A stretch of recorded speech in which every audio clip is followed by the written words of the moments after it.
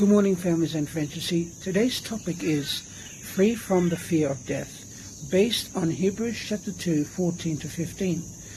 Have you ever noticed that fear of death controls so much of human life? People fear loss, they fear the future, they fear dying, so they cling to anything that promises security.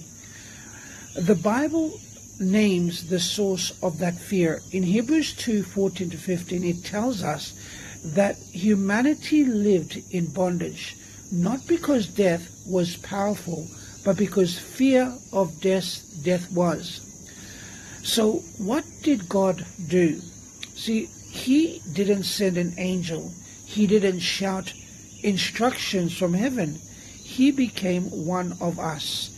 Jesus took on flesh and blood. He felt pain. He faced temptation.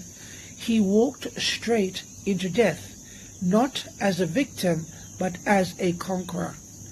The verse says that through death, Jesus destroyed the one who had power of death, which is the devil.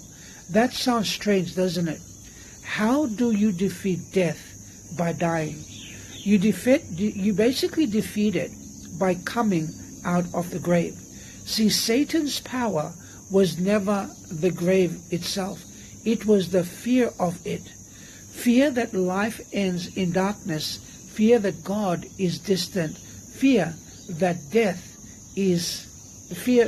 has the final word.